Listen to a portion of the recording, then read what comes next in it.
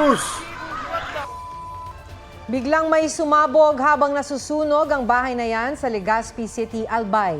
Sa lakas nito, may tumilapong debris. Sa investigasyon, LPG ang pinagmulan ng pagsabog. Wala namang nasaktan pero patay ang isang alagang aso. Inaalam pa ang sanhi ng sunog. Binagsakan na ng barbel, pinagsasaksak pa ang isang lalaki sa Balamban, Cebu. Matinding galit ang tinitingnang motibo sa pagpatay. May report si Fe Marie Dumabok ng GMA Regional TV. Ayaw na! Ayaw na lagi! Makapanindig balahibo ang pagsigaw ng isang lalaki sa Balamban, Cebu. Ang biktima, tauhan ng staff house na binagsakan ng improvised barbell ng kanya umanong katrabaho.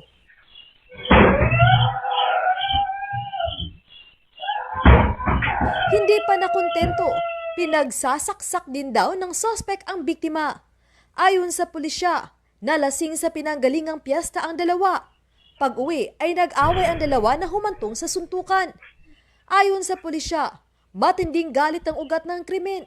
Actually, nung hindi pa nangyari ang insidente, meron na silang personal grudges, no? Meron silang differences, hindi siguro sila nagkakaintindihan. Pero kaya pa naman i-manage until such time na lumabas silang dalawa para mamiesta. Isinugod sa ospital ang biktima na namatay kalaunan. Patuloy ang pagtugi sa sospek. Fe Marie Dumabok ng GMA Regional TV. Nagbabalita para sa GMA Integrated News. Dahil hindi na maibenta, sandamakmak na kamatis at bell pepper ang itinapon na lang sa Nueva Vizcaya. May report si Mark Salazar. Ganyan karaming bell pepper ang itinapon sa gilid ng kalsada sa Bayumbong, Nueva Vizcaya. Nasa mahigit 20 crates ng bell pepper na nalulusaw na raw dahil sa ulan. Hindi maibenta, kaya itinapon na lang ng mga magsasaka. Nitong nakaraang linggo, mga kamatis naman ang itinapon doon. Kahit bagsak presyo na hindi pa rin nabili. Ayon sa Municipal Agriculture Office, nagbago ang kalidad ng mga kamatis dahil sa ulan. Sa Mangaldan, Pangasinan, dumidiskarte ang mga tindera para makabenta. Pinupunusan lang namin, ma'am. Para pag sinupot sa plastic, hindi siya masyadong basa. 35 hanggang 40 pesos per kilo na lang ito. Dati nasa 80 pesos. Sa Dagupan City, matumal din ang bentahan ng bell pepper. Mabilis raw kasi itong masira o mabulok. Siguro sa 5 kilos, ma'am, yung nakukuha namin mga kulang-kulang 1 kilo po. Minsan nag-adjust na rin kami ng presyo. At para hindi masayang, Pinamimigay ko na lang dyan sa may na gumagawa ng mga Shanghai. Mark Salazar, nagbabalita para sa GMA Integrated News.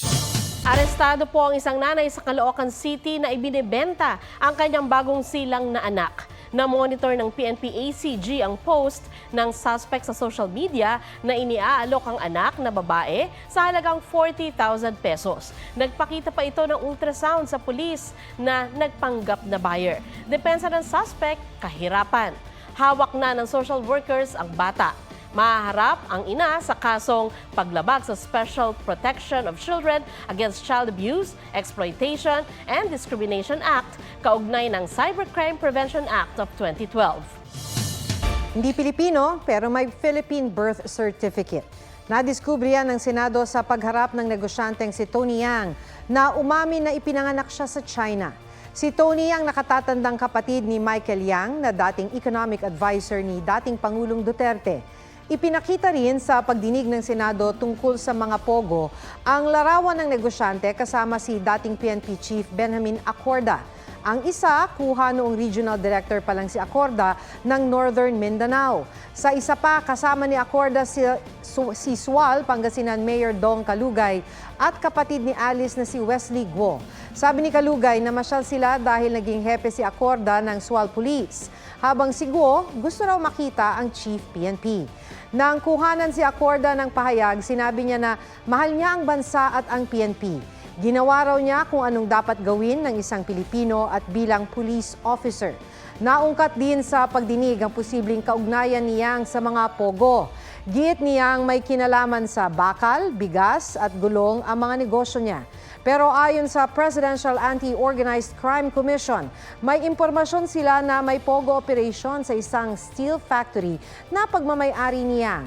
Sabi pa ng PAOK, si Tony Yang ang nagpapatakbo ng mga negosyo ng kanilang pamilya. At sinubukan daw nilang gumawa ng kaharian sa Cagayan de Oro kung saan hindi pwedeng magpasok ng negosyo na hindi daraan sa kanya.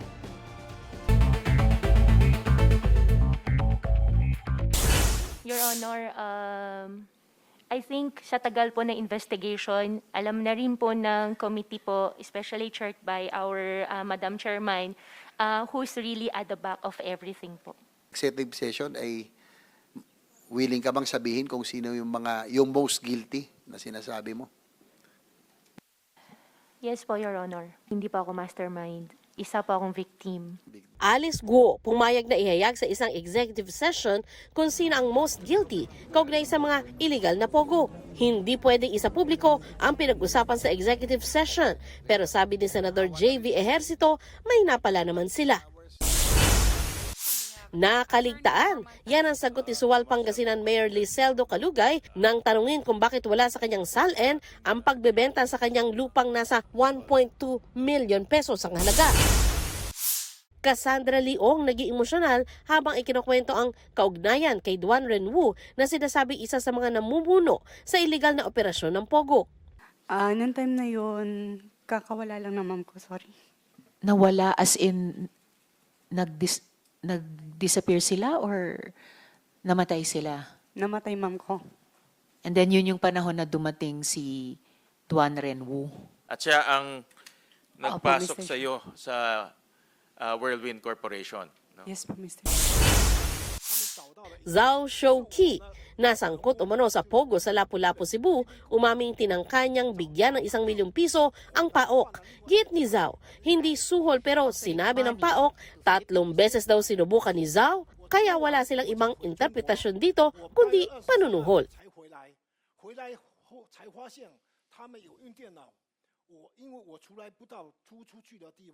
Kung hindi na raw interesado si Vice President Sara Duterte sa kanyang trabaho bilang bise, pwede raw hilingin ng ilang mambabatas na bumaba na siya sa pwesto. Sinabi yan ni Congressman Jill Bungalon sa gitna ng ilang beses na hindi pagsipot ng bise sa budget hearing para sa Office of the Vice President. Kahapon dapat isasalang sa plenaryo ang OVP budget pero hindi ito dinaluhan ni VP Sara dahil anya ipinauubayan na niya ito sa mga mambabatas. Ayon sa mga kongresista, ito ang unang beses na hindi sumipot ang head of agency o authorized representative sa budget deliberation. Hindi raw sapat ang ipinadalang sulat ng OVP dahil kailangang may sumagot sa mga itatanong ng mga kongresista. Bagamat may pinadalang kinatawan ng OVP, hindi raw sila otorisadong magsalita para sa bise. Para kina Congressman Raul Manuel at Ramon Gutierrez, betrayal of public trust ang patuloy na hindi pagsipot ni VP Sara sa budget hearings. Pero sabi ni Gutierrez, hindi ito sapat na batayan para sa impeachment. Bibigyan daw ng Kamara ng isa pang pagkakataon si VP Sara na humarap sa deliberasyon bukas.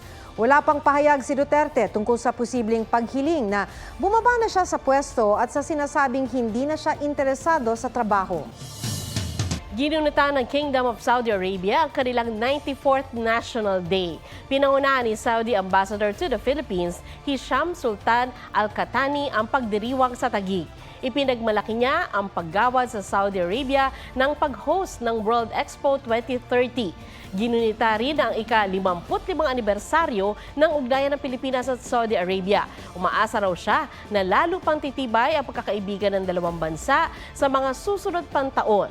Kabilang sa mga dumalo sa pagdiriwang ang ilang matataas na opisyal ng gobyerno. Gayon din si GMA Senior Vice President and Head of Integrated News, Regional TV and Synergy, Oliver Victor B. Amoroso. Carla Abellana dumaan daw sa matinding struggle at frustration dahil sa hypothyroidism. Lalo na raw kung mahalaga ang weight and appearance sa trabaho. Pero matapos ang 5 taon, maraming consultations at medications, nag-work na para kay Carla ang sinubukang strict diet plan at naabot na ang target weight. Pat on the back din daw para sa kanya dahil naging disiplinado siya at hindi na-give up.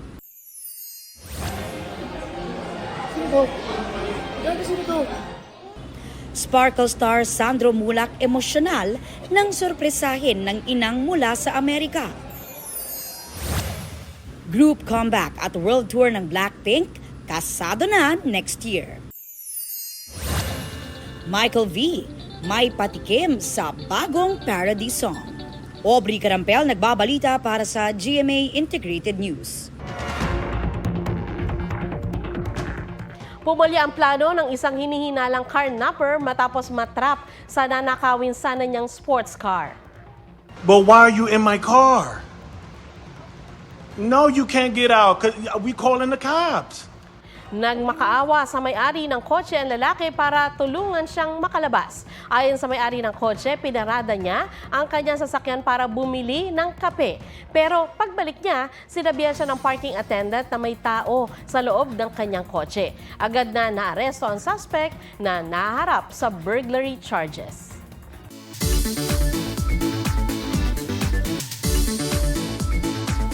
May perfect spot sa Ilocos Sur kung saan sabay na matatanaw ang ganda ng kabundukan at dagat. G. tayo riyan kasama si Ian Cruz.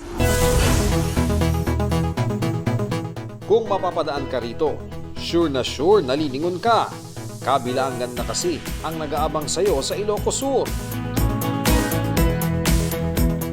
Berdeng kabundukan, check. Asul na karagatan, check. Kaya sa mga mahilig mag-joyride, subukang mag-stop over dito sa Santa View Deck. Just pause for a moment and take a breather sa scenic view. Damahin ang sariwang hangin habang pinapanood ang hampas ng alon sa naglalakihang rock formations. Ian Cruz nagbabalita para sa GMA Integrated News.